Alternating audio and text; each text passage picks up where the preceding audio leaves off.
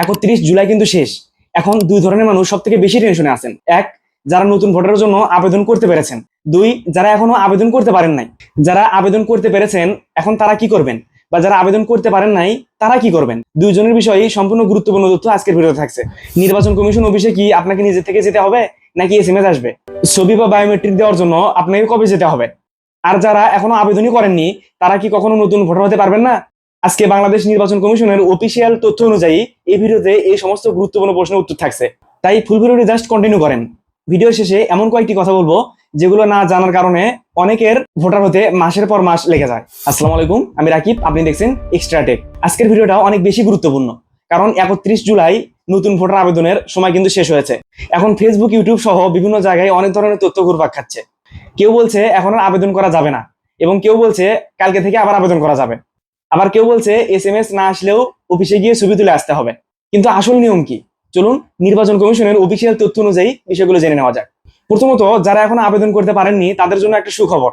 এর মানে এই নয় যে আপনি আর কখনো ভোটার হতে পারবেন না।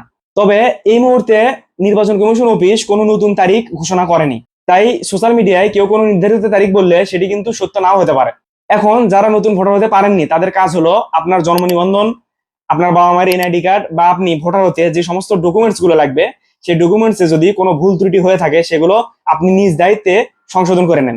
নতুন সময়সূচি প্রকাশ হওয়ার সাথে সাথে আপনি আবেদন করবেন। অনেকে এই কাগজপত্র ভুল থাকার কারণে এইবার 31 জুলাইয়ের মধ্যে আবেদন করতে পারেনি। অনেকে আমার ভিডিওতে কমেন্ট করেছিল, ভাই আমার এই কাগজের সমস্যা, ওই কাগজের সমস্যা, আমি আবেদন করতে পারবো কিনা। এগুলো নানা সমস্যার কারণে অনেকে কিন্তু আবেদন করতে পারেনি। কাগজপত্রের সমস্যা অনেক বড় সমস্যা। যারা এই কাগজপত্র সংশোধন করেন তারাই জানেন এই বিষয়টি আসলে কতটা প্যারা দেয়। আচ্ছা, এবার আসি যারা আবেদন করেছেন তাদের এখন কি করতে হবে। অনেকে ভাবছেন আমি এখন আবেদন করেছি, আমাকে কি কালকে নির্বাচন কমিশন অফিসে যেতে হবে, বা আমি আবেদন করেছি আমার ফোনে এসএমএস আসবে, আমি এখন বসে থাকি, যেদিন এসএমএস আসবে সেদিন আমি যাব। এখন কথা হলো, আপনি আবেদন করার পর নির্বাচন কমিশন অফিস আপনার তথ্যগুলো ভেরিফাইড করবে, মানে আপনার তথ্য যাচাই করে দেখবে। তথ্য যাচাই শেষে আপনার ফিঙ্গারপ্রিন্টস, ছবি, বায়োমেট্রিক, সিগনেচার, চোখের আইরিশ এগুলো পরীক্ষা করার জন্য নির্ধারিত সময়ে আপনাকে ডাকা হবে। অনেক সময় মোবাইলের এসএমএস এ এবং ফোনের মাধ্যমেও কিন্তু ডাকা হয়। আপনি জাস্ট আপনার নির্বাচন কমিশন অফিস বা ইউনিয়ন বা সিটি কর্পোরেশনে একটু খোঁজ রাখবেন।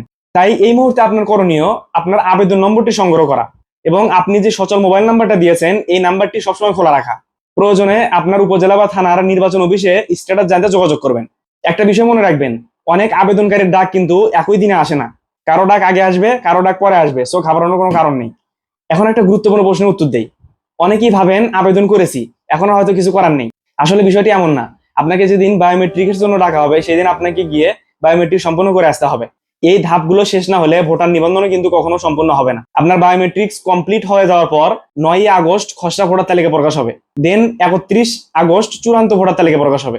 এর মধ্যে আপনাকে ধাপে ধাপে সবকিছু জানানো হবে। তো আপনি যদি আমার পেজ বা চ্যানেলে নতুন হয়ে থাকেন অবশ্যই পেজটি ফলো করবেন এবং চ্যানেলটা সাবস্ক্রাইব করবেন। এই চ্যানেলে নিত্য নতুন ভোটারের আপডেট জানানো হবে, তাই অবশ্যই ফলো করে রাখুন। তো এই ছিল যারা আবেদন করতে পেরেছেন, এবং যারা আবেদন করতে পারেন নাই তাদের জন্য দুইটা গুরুত্বপূর্ণ তথ্য। নির্বাচন কমিশন অফিস কোনো আপডেট প্রকাশ করার সাথে সাথেই আমি আপনাদেরকে সেই আপডেট সহজ ভাষায় ভিডিও আকারে পাবলিশ করে দেবো। এই ভিডিও ভালো লাগলে অবশ্যই একটা লাইক দিন, পেজ হলে ফলো করুন, চ্যানেল সাবস্ক্রাইব করুন। দেখা হয় পরবর্তীতে নতুন কোনো এরকম হেল্পফুল ভিডিও নিয়ে। ভালো থাকবেন সবাই, আল্লাহ হাফেজ।